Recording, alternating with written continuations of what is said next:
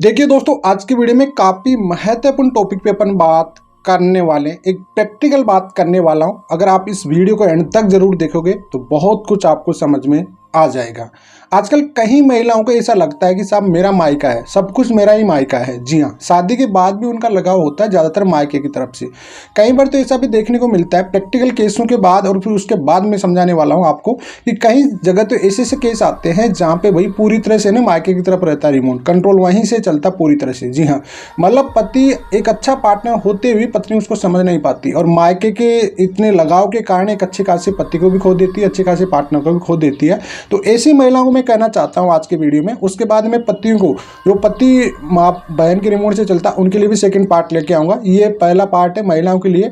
फिर भी अगर आपको समझ आए तो आ जाए, नहीं आए तो फिर आप कोर्ट कचहरी में बर्बाद होते रहिए। जी हाँ, देखिए होता क्या है, कई महिलाएं होती है। अब यहाँ पे हर किसी महिला के लिए नहीं है, हर कोई महिला अभी कमेंट में ज्ञान देने आ जाएगी, मतलब जिसको मिर्ची लगी समझ जाना उसका यही हाल होगा। तो मैं हर किसी महिला की नहीं बोल रहा, लेकिन कई सारी महिलाएं होती है इस टाइप की जो पूरी तरह से मायके की तरफ होती है। देखिए एक बात मैं आपको प्रैक्टिकल बता देता हूँ आज की वीडियो में, कि आप ससुराल में रह के है ना अपनी जिद मनवा सकते हो हर कोई महिला। जी हाँ, आपको पता होना चाहिए ससुराल में महिला होती है ना, पति को माँ बाप से अलग कर सकती है, करती है। आपको पता है कहीं जगह देखा जाता है कि एक जॉइंट परिवार है तो शादी होने के बाद अलग अलग हो जाते हैं। जी हाँ, ठीक है, वहाँ पे भी ससुराल वाले एक्सेप्ट कर लेते हैं। ठीक है, सास ससुर होते हैं, वहाँ से भी अगर पति कहते हैं जोरू का गुलाम मिल गया, मान ली जो अपनी अंगुली पे नचा सकती है, वह भाइयों से अलग करा सकती है, हिस्सेदारी करवा सकती है, पति के नाम की हिस्सेदारी को अपने नाम ले सकती है, कोई भाई जॉइंट में चल रही प्रॉपर्टी उससे बंटवारा करा सकती है, सब कुछ हक ले सकती है अपने जिद के साथ में।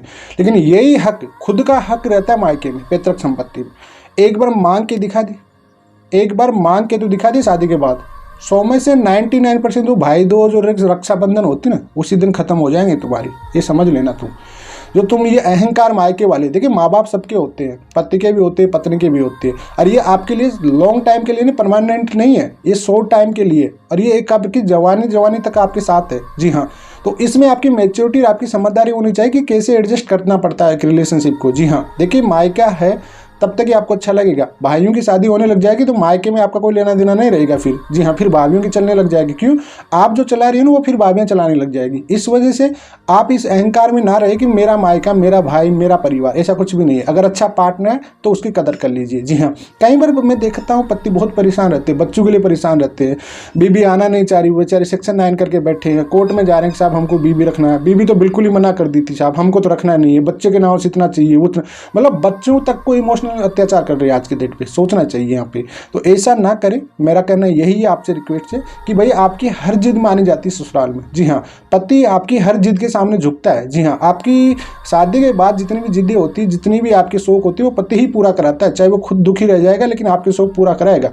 पति बच्चों का और पत्नी का पूरा ध्यान रखता है, ऐसा नहीं है। ठीक है, अगर आप नहीं हो मायके में, आपकी कदर तभी है जब आप कमा के बैठी हो, कोई जॉब कर रही हो तब भी, और तब आप जॉब वॉब कर रही हो और तब तक कमा रही हो, तब तक भाइयों को सबको कमा के देने, वही भाई है ना एक दिन आपको घर से बाहर कर देंगे। कई महिलाओं के साथ मैंने देखा हूँ, जो कांस्टेबल होती है बेचारी, छोटी पोस्ट पे होती है, कहीं भी बैंक में कलर, कई महिलाओं के ऐसे कहीं देखा हूँ कि साहब भाइयों के लिए मैंने अपने, क्योंकि एक महिला होती है मान लीजिए वर्किंग लेडीज होती है, वो मायके में बैठी है, पूरा डिपेंडिंग उस पर ही रहता है। ठीक है, और जिस दिन भाइयों की शादी होने लग जाए तो भाभी आती है कि भैया यही ननद कर रही है जो कर रही है। क्यों? क्योंकि वो पैसा दे रही तो वो रिमोट चलाएगी, और भाभी आएगी वो सुनेगी नहीं इनकी बिल्कुल ही। तो भैया कई सारी महिला कहती कि यार गलत कर दिया मैंने, तो समय रहते हुए काश में पति की कदर कर लेती। अरे केस बार या घर वालों के लालच में, भाइयों के लालच में ना आती, इनको पढ़ाने की इनकी जिम्मेदारी ना लेती ना, तो आज अच्छा खासा मेरा परिवार होता, मेरे बाल बच्चे होते, मेरा पति होता, मेरा भी एक पार्टनर होता। बहुत महिलाएं केस लड़ने के बाद इनको एहसास हो ही जाता है कि वाकई गलत है। और ऐसा नहीं है कि मायके वाले गलत नहीं होते, बहुत गलत होते मायके वाले। कहीं महिलाएं होती स्पेशल करके जहाँ एक बड़ी बेटी